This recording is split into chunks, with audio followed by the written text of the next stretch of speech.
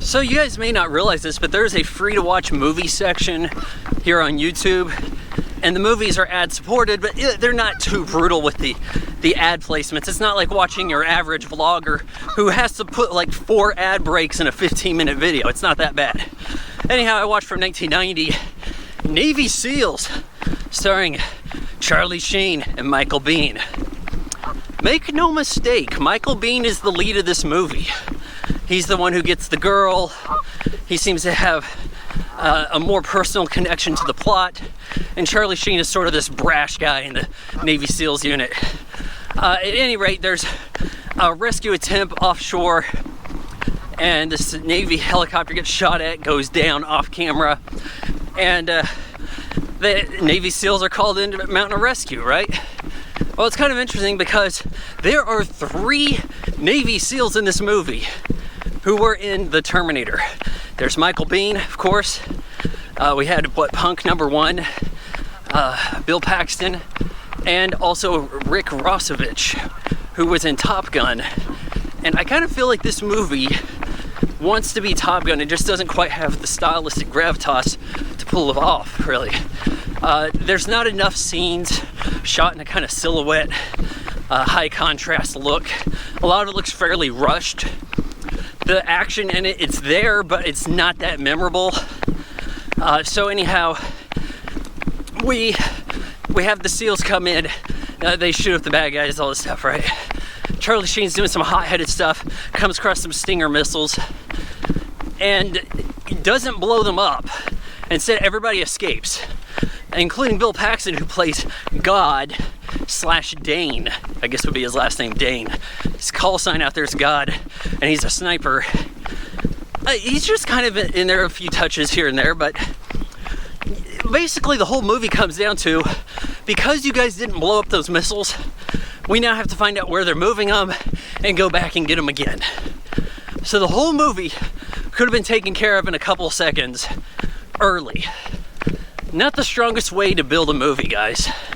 So during all of this, there's a reporter who's half Lebanese, they say. I think she was married to Iceman at the time of this. So anyway, another kind of Top Gun type thing. They have music playing in this, and Michael Biehn kind of hooks up with the reporter babe. But in their downtime, they're doing stuff like playing with the boys, only a different song. And instead of shirtless volleyball, it's shirtless golf, or largely using the golf carts as ATVs. And it's shot in a kind of montage way that makes you think Top Gun-esque. They end up breaking up a wedding. They were going to have a wedding near the beginning of the movie, and they got called in. And it was Allstate guy who was going to get married to Esapatha Merkelson, Miles Dyson's wife in Terminator 2. So another Terminator connection. Yay.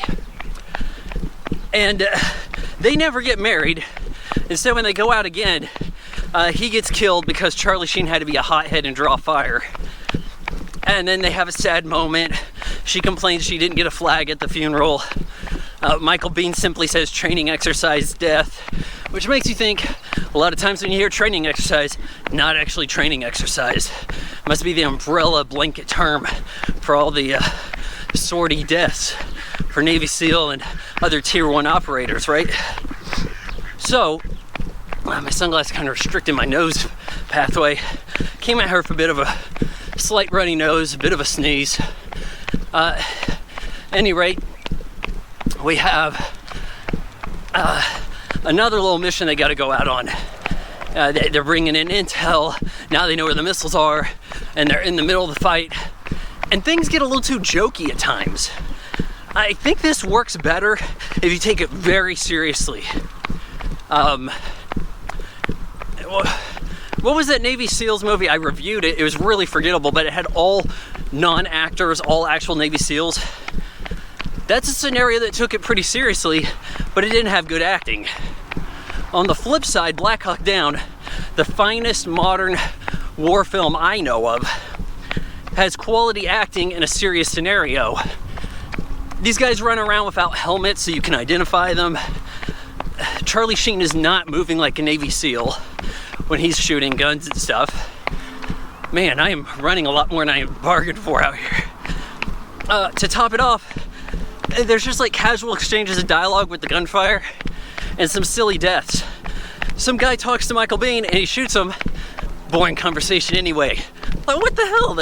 If the guy was an enemy, he would have shot at you. Bill Paxton gets taken out. He shoots his 50 cal sniper rifle a little too close, and I guess it got some internal bleeding. He's like, yeah, I'm fine. It was that corny. They have to make this big escape, only it looks so haphazard and unprofessional. It's really kind of off-putting just how uncoordinated they are, how they don't know how to go about the city. They're blowing up all kinds of stuff around them. Yeah, you get real explosions. Yeah, you get real helicopter. They get adrift in the water as missiles and things are getting shot up with rocket propelled grenades that have little effect. And to kind of top it off, the bad guy that they've kind of been after because they forgot to kill him earlier, they thought he was a merchant, he's like right there, and Charlie Sheen has to take him out, get him underwater, slits his throat. No bleeding in the slit throat. The movie's rated R. These guys should have been infested with sharks because they were bleeding so much when they got in the water in the first place. What the hell? And then the submarine shows up to rescue them. Submarine comes out of the water, you got your money shot right there. Movie ends like that. I guess it's assumed Michael Biehn, who was very injured, survived totally. It's a really silly way to end a movie that at times seemed like it wanted to play itself serious. Kind of a head scratcher, this one. I give Navy SEALs 2 out of 4 stars.